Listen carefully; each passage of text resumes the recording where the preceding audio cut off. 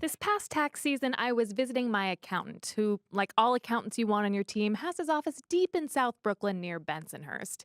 I usually stop for a sub at Leone Italian Heroes afterwards. I'm partial to the number 30 Tommy Lasorda. But since they opened the new downtown Brooklyn location below the Nice Target, I decided to go somewhere else. I ended up at an Uzbek restaurant with a steaming bowl of lagman noodles in front of me. They were wildly delicious, chewy hand-pulled noodles, tender braised lamb, and a clear spiced broth that tasted like expensive secrets. I'm still thinking about them. Although lagman noodles are popular throughout Central Asia, the dish can probably be traced back to the Uyghurs, the Muslim ethnic minority that lives in China's Xinjiang province. We know this because the Uyghur language is in the Turkic language family, and Turkic words don't start with the letter L. So, lagman is probably adapted from the Chinese noodle dish that, in the States, we would call lo mein. Anyway, back to the Uyghurs. The New York Times has been doing some excellent reporting on the Chinese government's persecution of this minority group, most of whom are fairly low-key adherents of Sunni Islam. The campaign against the Uyghurs reads like a greatest hits of authoritarian regimes. Neighbors are made to spy on one another. School children are questioned about their parents' loyalties.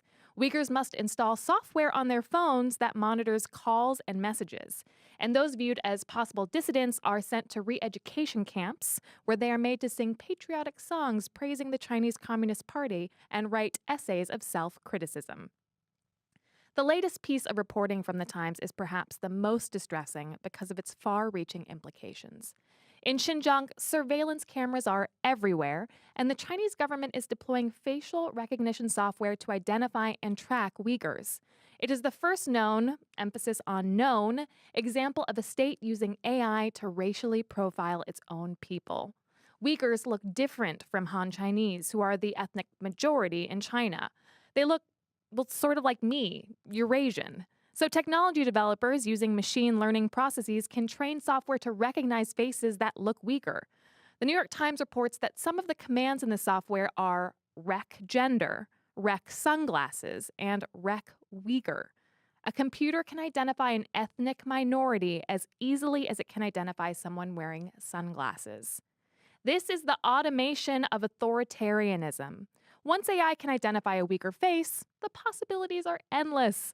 A Chinese company named CloudWalk markets its technology thusly. Quote, if the number of sensitive groups of people in the neighborhood increases, for example, if originally one Uyghur lives in a neighborhood and within 20 days 6 Uyghurs appear, it immediately sends alarms so that law enforcement personnel can respond, question the people and handle the situation, and develop a contingency plan, end quote.